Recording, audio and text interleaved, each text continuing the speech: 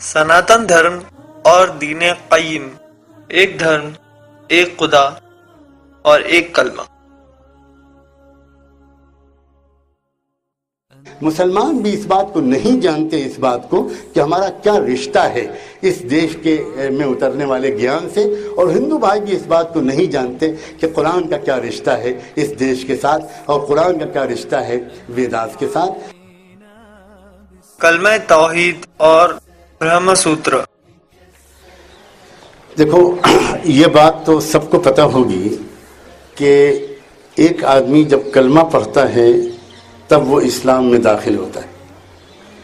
कलमा है ला इलाहा इल्लल्लाह। इसका मतलब होता है कि कोई भी बंदगी के लायक नहीं है उस एक अल्लाह के सिवा। अब आप देखो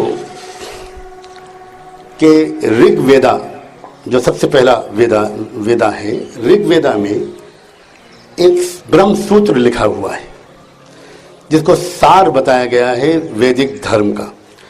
वो ब्रह्म सूत्र है एकम ब्रह्म द्वितीय नास्त नी ना किंचन नास्त। एकम ब्रह्म द्वितीय नास्त नी ना किंचन नास्त। एक है वो ब्रह्मा, एक है वो रहमान, कोई उसका साझी नहीं, कोई उसका शरीक नहीं। नी ना किंचन नास्त। संस्कृत में किसी चीज को नकारने के लिए जितने शब्द हो सकते हैं वो सब इस कलमे में जमा है। नी ना नहीं है उस मालिक के साथ कोई शरीक। दोस्तों, बड़ी मुसीबत है। अब आप सोचो, अभी मैंने पानी पिया, कोई कहेगा कि मैंने वाटर पिया, तो वाटर भी कह सकते, पानी भी कह सकते। हम लड़ रहे हैं कि वाटर ही कहिए, हम पानी नहीं सुनना चाहते। कोई कहता है हम पानी ही कहिए, हम वाटर नहीं सुनना चाहते। ये समझदारी की बात तो नहीं। इस मालिक ने अलग अलग भाषाएं दी, तो उन अलग अलग भाषाओं में उसने एक ही, तो यही एक बुनियादी चीज है जिसको सार कहा गया है। इस पर कोई भी इससे अंतर नहीं कर सकता। मंसूब करने वाले लोग अलग अलग शाखाओं में बदकिस्मती से बट गए हैं, लेकिन इसको कोई चैलेंज नहीं कर सकता। कोई एक भी समाज, कोई एक भी शाखा ये नहीं कर सकती कि ये जो ब्रह्म सूत्र है इसके बगैर मुक्ति संभव है। जो बात इस ब्रह्म सूत्र में कही गई, यही बात कलमा तौहीद में कही गई।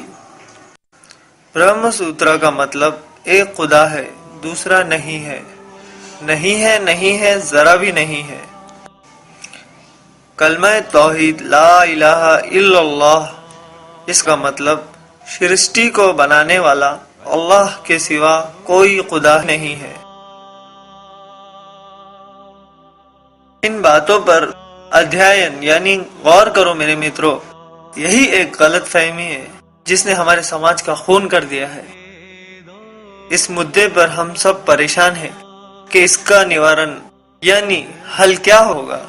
हमें अपनी विचारधारा को थोड़ा बदलना होगा, इसलिए कि हमारे समाज को परिवर्तन की सख्त जरूरत है। कौन ये कह सकता है कि हमारे समाज को रिफॉर्म की जरूरत नहीं है, इस्लाह की जरूरत नहीं है, परिवर्तन की जरूरत नहीं है। ये अलग बात है कि हर आदमी अपनी खराबियों को देखने के बजाय दूसरे को आरोप लगाता है। ये बहुत बड़ी मुसीबत है। एक समाज कहता है उस समाज के लोग खराब है, उस समाज के लोग कहते हैं इस समाज के लोग खराब है, ऊपर वाले लोग कहते हैं नीचे वाले खराब है, नीचे वाले कहते हैं ऊपर वाले खराब है, पुरुष कहते हैं महिलाएं बिगड़ गई हैं, महिलाएं कहती हैं पुरुष बिगड़ गए हैं, अमीर कहते हैं गरीब बिगड़ गए हैं, गरीब कहते हैं अमीर बिगड़ गए हैं। बात असल में यह है कि इंसान बिगड़ गया। पवित्र कुरान और वेदा रहेगी, ये वो मालिक का फाइनल कॉन्स्टिट्यूशन है कुरान मजीद, जिसका पढ़ना, जानना और मानना जिस तरह मेरे लिए जरूरत है, हजरत मौलाना अली मियां रूम जो चले गए थे उनके लिए थी। और ये बात बुजुर्गों, मैं पंडित श्री राम शर्मा जी स्वर्गीय से बेहद अकीदत रखता और मैं जानता हूं कि उन्होंने उनका अंतिम कैसे हुआ है, और मैं खूब जानता हूं कि उन्होंने कुरान को सत्य जानकर हजरत मोहम्मद सल्लल्लाहु अलैहि वसल्लम पर, मैं जितना अपने आप को मुसलमान समझता हूं, ईमान वाला समझता हूं, मेरा अकीदा है, मैंने ख्वाब देखे हैं इसे कि हजरत पंडित श्री राम शर्मा भी कुरान पर और अल्लाह के नबी सल्लल्लाहु अलैहि वसल्लम पर इसी ईमान के साथ दुनिया से गए। जिस तरह मैं मुसलमान हूं, इस तरह वो ईमान पर गए थे।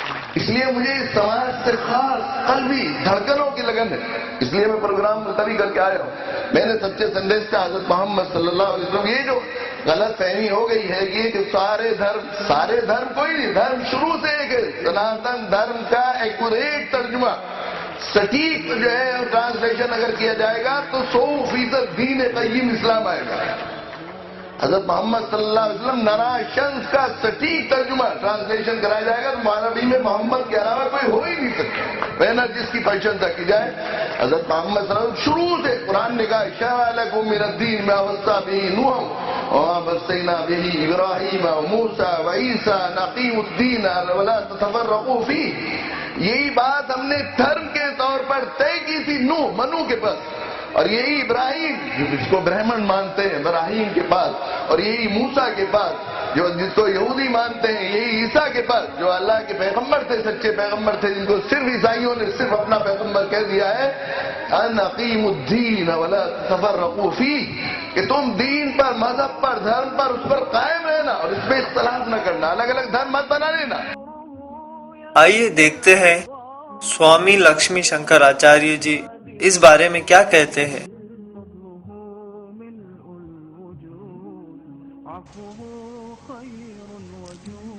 इस वास्तविक इस्लाम की जानकारी लेते समय मुझे इसमें क्या अपनापन दिखाई दिया, ये मुख्य विषय है। जब मैंने कुरान मजीद पढ़ी तो शुरुआत हुई बिस्मिल्लाहिर्रहमानिर्रहीम, शुरू परमेश्वर का नाम लेकर जो बड़ा कृपालु और अत्यंत दयालु है। ये बिस्मिल्लाहिर्रहमानिर्रहीम पढ़ते ही मुझे ओम शब्द याद आया। ओम का शाब्दिक अर्थ है परम कल्याणकारी परमेश्वर, यानी बड़ा कृपालु और अत्यंत दयालु परमेश्वर। ओम जब किसी मंत्र के शुरुआत में या किसी विषय की शुरुआत में जब ओम लगा दिया जाता है तो ओम का एक वाक्य ओम बन जाता है। उसका अर्थ हो जाता है शुरू परम कल्याणकारी परमेश्वर के नाम से, उसका ये अर्थ हो जाता है शुरू परम कल्याणकारी परमेश्वर के नाम से, या शुरू परमेश्वर के नाम से जो बड़ा कृपालु और अत्यंत दयालु है। यही तो है ला इलाह, यही तो है बिस्मिल्लाहिर्रहमानिर्रहीम।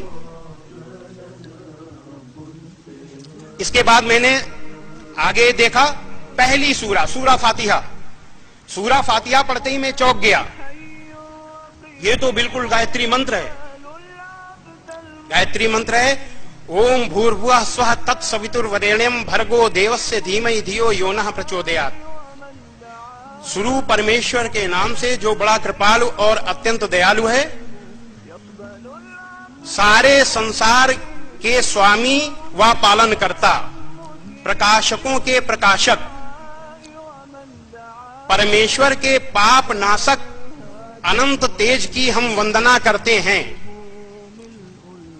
वो परमेश्वर हमारी बुद्धि और कार्यों को उत्तम प्रेरणा दे, अर्थात हमको सच्ची राह दिखाए, गुमराही से बचाए। अब देखिए सूरा फातिहा अपने हिंदू भाइयों को बताना चाहते हैं। बिस्मिल्लाहिर्रहमानिर्रहीम, शुरू परमेश्वर के नाम से जो बड़ा कृपालु और अत्यंत दयालु है। अल्हम्दुलिल्लाहि रब्बिल आलमीन, हर तरह की बड़ाई परमेश्वर ही के लिए है जो सारे संसार का स्वामी व पालन करता है। अर्रहमानिर्रहीम, बड़ा कृपालु और अत्यंत दयालु। मालिक यौमिद्दीन, इंसाफ के दिन का हाकिम। इयाक नअबुद व इयाक नस्तईन, हे परमेश्वर हम तेरी ही वंदना करते हैं और तुझी से मदद मांगते हैं। इहदिनस सिरातल मुस्तकीम, हमें सीधे रास्ते पर चला। सिरातल लजीन अनअमत अलैहिम, उन लोगों के रास्ते पर जो तेरे कृपा पात्र हुए। गैरिल मगजूब अलैहिम वलद्दालीन, जो न तेरे क्रोध के भागी हुए और न पथभ्रष्ट यानी गुमराह। लगभग दोनों का भावार्थ एक ही है। यह है सूरा फातिहा। सूरा फातिहा पढ़ने के बाद अपने आप एक परमेश्वर के प्रति मन श्रद्धा से भर जाता है, आंख में आंसू ऐसे आ जाते हैं। यह है कुरान मजीद की सूरा फातिहा का, समझ सकते हैं। तो इस वास्तविक इस्लाम को जानने के बाद मेरी विचारधारा ही बदल गई, सोच ही बदल गया। पहले मैं सोचता था कि इस्लाम अरब से आया, विधर्मियों का धर्म है जो हिंदुओं का विरोधी है। लेकिन जब मैंने वास्तविक इस्लाम को जाना तो मुझे पता चला इस्लाम अरब से नहीं आया। इस्लाम परमेश्वर की ओर से आया हुआ धर्म है, जो केवल मुसलमानों के लिए या केवल अरब वालों के लिए नहीं बल्कि संपूर्ण मानवता के लिए आया। और यह हिंदुओं का विरोधी भी नहीं है, क्योंकि इस्लाम किसी व्यक्ति, किसी धर्म, किसी संप्रदाय का विरोध नहीं करता। इस्लाम केवल बुराइयों का विरोध करता है। उन बुराइयों में सबसे बुरी, सबसे ज्यादा जो बुराई है वो है शिर्क, अनेक ईश्वरवाद, अनेक ईश्वर की पूजा करना। ये जो शिर्क है ये सबसे बड़ी बुराई है जिसको इस्लाम मानता है। लेकिन इस बुराई के लिए ऐसा नहीं है कि मुसलमान डंडा लेके निकल जाएगी, जो जो शिर्क करेगा उसको आज हम डंडा से मारेंगे, ये नहीं इस्लाम में। इस्लाम में यह विरोध सैद्धांतिक है, इसके लिए जोर जबरदस्ती मना है। कुरान मजीद के सूरा 2 आयत 256 में है, धर्म इस्लाम में जबरदस्ती नहीं। सूरा 109 आयत 6 में है, तुम अपने दीन पर, हम अपने दीन पर। यह इस्लाम। इसके अलावा मैंने देखा कि यह विधर्मियों का धर्म भी नहीं है, क्योंकि यह वह सत्य है जो हजारों साल से हमारे वेद, उपनिषद और गीता में मौजूद है। इसमें अपनापन है। ये विधर्मियों का धर्म नहीं, ये भी मुझे मालूम हुआ। परंपरा है कि जहां पर दो दरिया मिलते हैं उसको क्या कहते हैं? संगम। और जहां संगम होता है वहां तीर्थ स्थान बनता है। वहां लोग पद यात्रा करके जाते हैं उस जगह की का दर्शन करने के लिए, उसकी यात्रा करने के लिए। कुछ खास चीज वहां पर लोगों को मिलती है, इसकी उसको आशा होती है। मुझे तो यकीन है कि पहला ग्रंथ और पहली ईशवाणी भारत में आई थी और अंतिम ईशवाणी अरब में आई।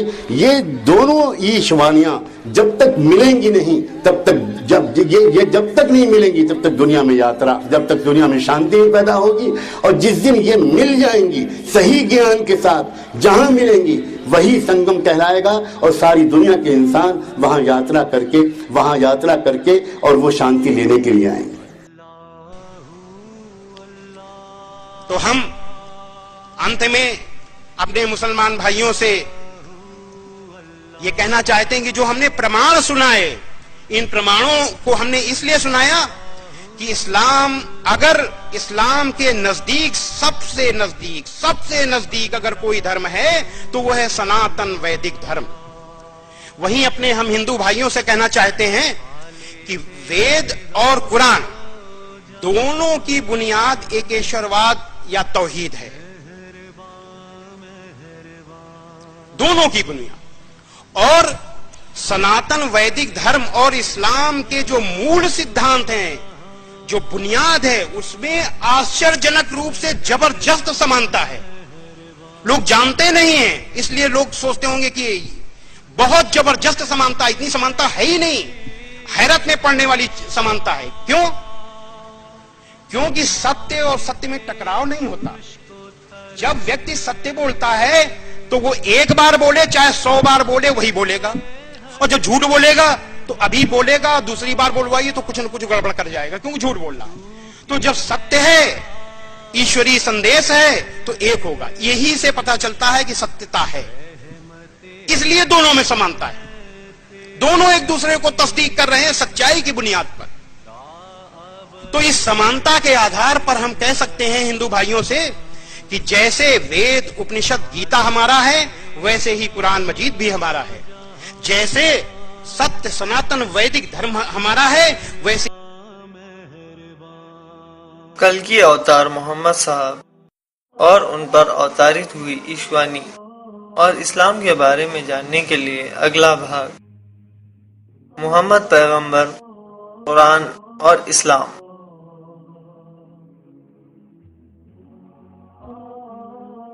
तैयार रहिए।